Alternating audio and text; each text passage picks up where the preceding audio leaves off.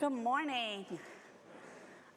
Today we're going to do a two-part sermon series on Micah 6:8, which is probably familiar to most of you.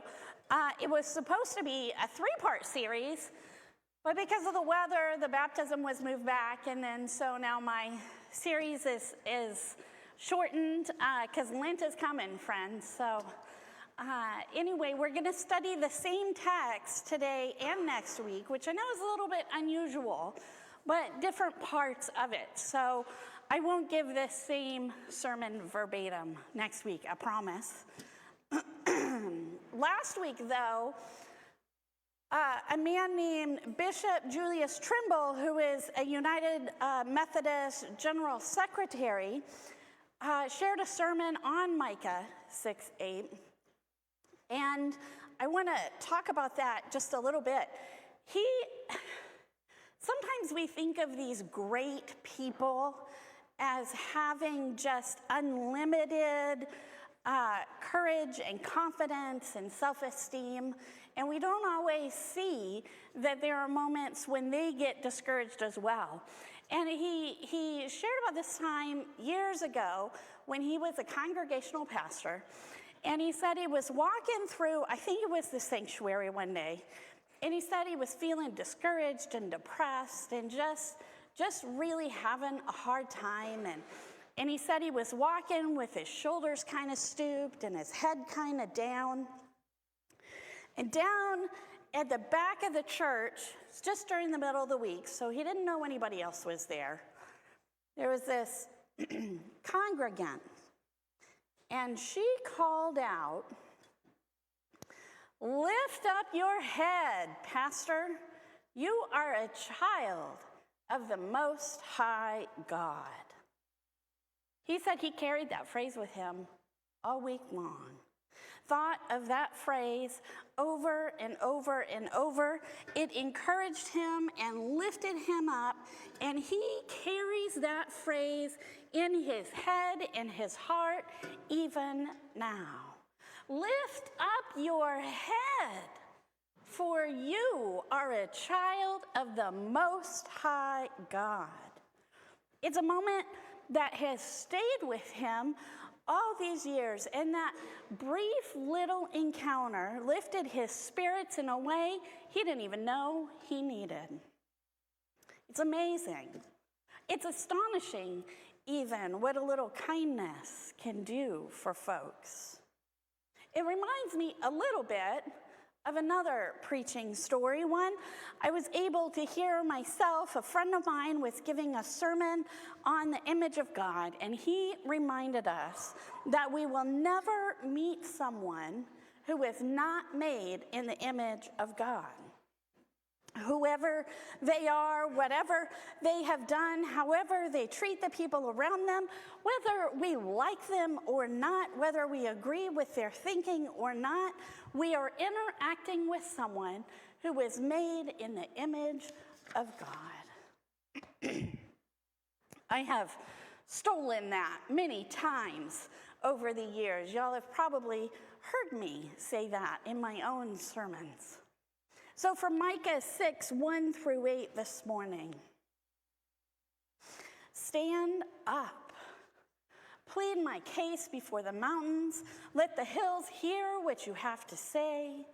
Hear, you mountains, the Lord's accusation. Listen, you everlasting foundations of the earth. For the Lord has a case against his people. He is lodging a charge against Israel. My people, what have I done for you? How have I burdened you? Answer me, he says. I brought you up out of Egypt and redeemed you from the land of slavery. I sent Moses to lead you, also Aaron and Miriam. My people, remember what Balak, king of Moab, plotted and what Balaam, son of Beor, answered. Remember your journey from Shittim to Gilgal, that you may know the righteous acts of the Lord. With what shall I come before the Lord and bow down before the exalted God? What shall I come before him with burnt offerings, with calves a year old? Will the Lord be pleased with 1,000 of rams and 10,000 rivers of olive oil? Shall I offer my firstborn for my transgression, the fruit of my body for the sin of my soul? He has shown you, O mortal, what is good. And what does the Lord require of you? What does the Lord require of you? To act justly, to love mercy, and to walk humbly with your God. I have a little confession to make. I know y'all like it when I do that. I don't like every single person I've ever met in my life. No one here, of course. Let's just be, maybe one in red and a hat sitting over here. I don't like every single person I've ever met in my life. I know that's not a very pastoral-ish thing to say, but your laughter says that you are not surprised. But it's the reality of being human, isn't it?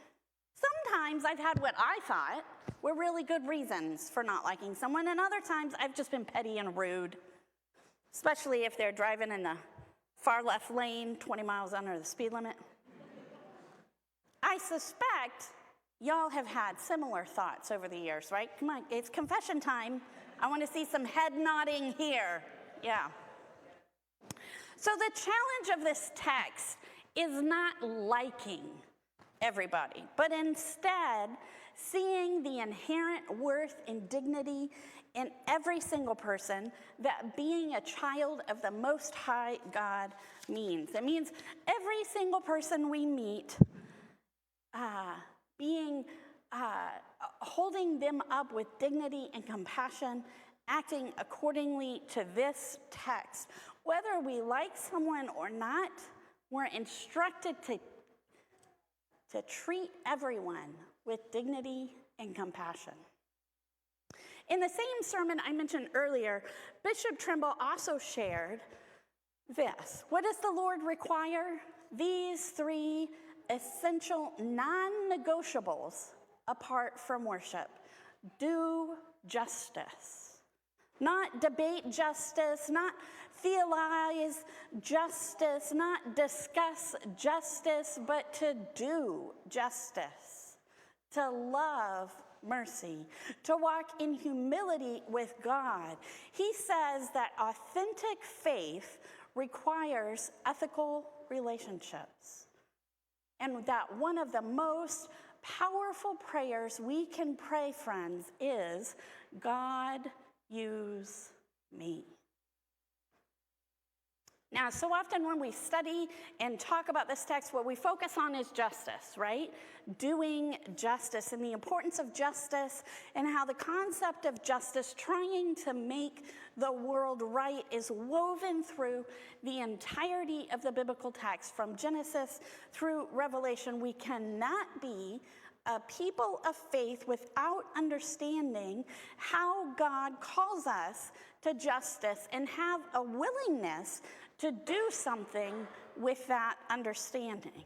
This text reminds us clearly that we are not just to think about justice and pray for justice, but to do justice. We're to get off of our duffs and put some skin in the game and go out into the world and do things that help set the world right. And God knows there is more than enough work to do. But if there's a criticism that I have with sermons on Micah 6:8, and it is a light criticism of sermons and commentaries on this text, and one I am also at fault for, is that we stop at that first pillar of justice, as if there is not 2/3 left of that instruction. And that makes sense, because there is so much to do. It feels overwhelming and never-ending. Injustice is a painful thing that attempts to deny everyone everywhere that everyone everywhere is an equal inheritor of the image of God. And yet the prophet Micah did not end with justice. He started the text with it. So mercy and humility are equally important to God's justice and his requirements of us. We want to follow God. We want to be a good Christian. We have to promote and participate in ethical relationships. This text, Micah 6:8, is all about relationships. So the two other pillars of healthy ethical relationships involve mercy and humility. So we're going to talk about mercy today. We'll talk about humility next week. Yesterday, with another friend of mine, I had the privilege of having coffee and conversation with someone that I admire deeply and have learned profound things of faith from her. A few years ago, she went through a very public humiliation, almost a public flogging for a mistake that she had made, and something that is lingering from that conversation and probably will for quite some time is how she said, how she talked about mercy and what she learned about mercy since that incident. Of course, some folks that she had known and loved abandoned her during this time. But she also talked about how folks she knew before and folks she has met since have shown her unfailing mercy, and it has been a lifeline in an incredibly difficult time. Mercy is now woven through the very fabric of her life in a way that it was not before.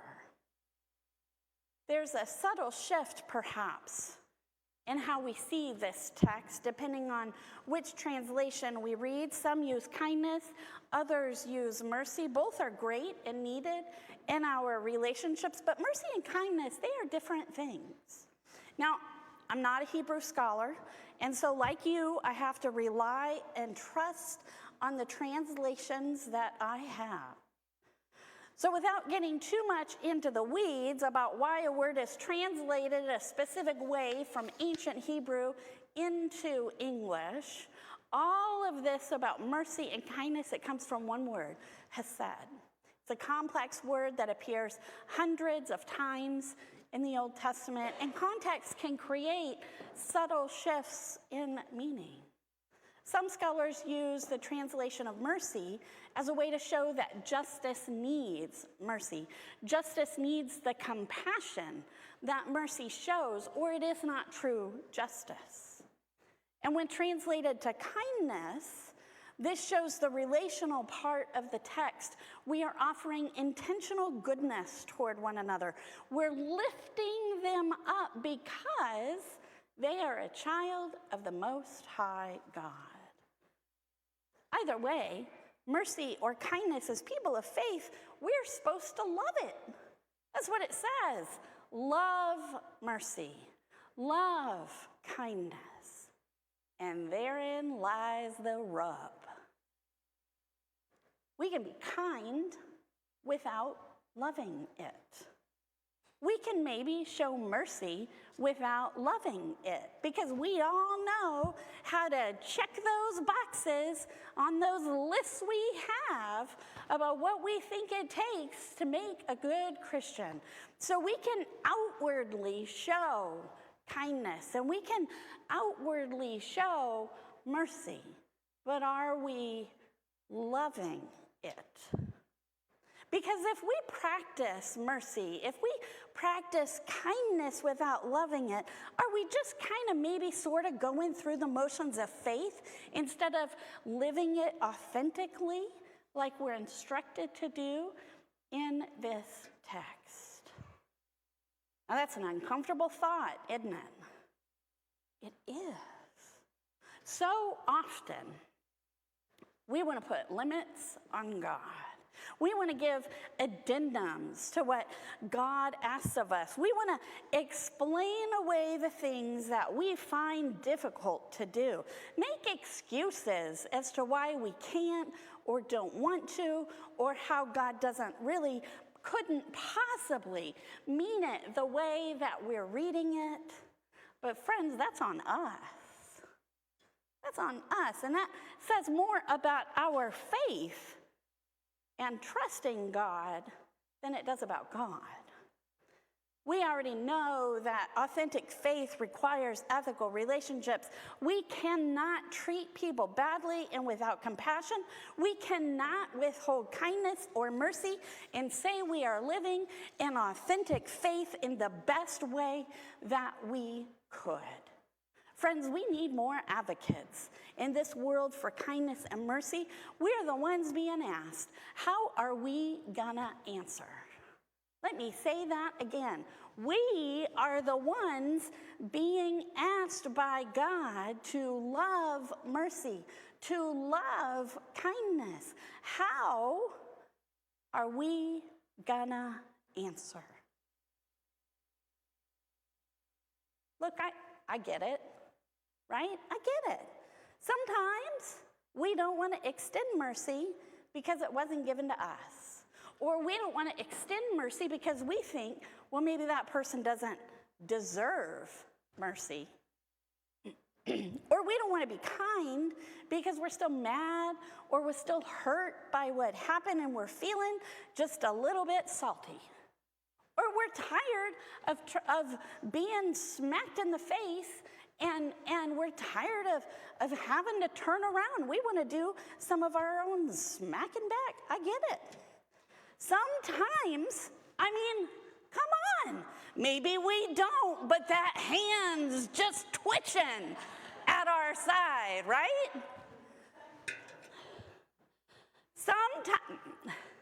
Sometimes we don't want to be the better person. Sometimes we think, man, wouldn't it feel good just to be the worst person just for once? Just for once, God, I want to be the worst person, not the better person. As if it'll bring us some kind of victory. Friends, that's a victory that is fleeting, and it is not based in faith. So you let that hand twitch, but you keep it right there at your side. Because that is not who we really are. That is not who we were created to be. Because we, you, and me, are a child of the Most High God. And as such, friends, we hold our head up high and we keep walking forward with the dignity that is inherent in us because we are created by God. And we show folks the same mercy and the same kindness that we are shown by God. Is that high expectation? Well, yeah. But if it was easy, anybody could do it. Here you are, people of faith, being asked to do something incredible and that God knows that you can do. We are children of the Most High God. You, friends, bear within you the image of God in every cell, in sinew, in bone, and muscle in your body. You are the embodiment of God's image, of God's love, of God's compassion, of God's mercy, and God's kindness. And because of that, what God seeks from you is nothing less than what is already offered to you. You are children of the Most High God. Matthew Emerson, who wrote Every Monday Matters, reminds us that none of us choose to be born, but all of us choose how we are to live. So friends, go and choose, because y'all got a choice. Go and choose to love kindness. Go and choose to love mercy. Because friends, it'll change your faith. Amen.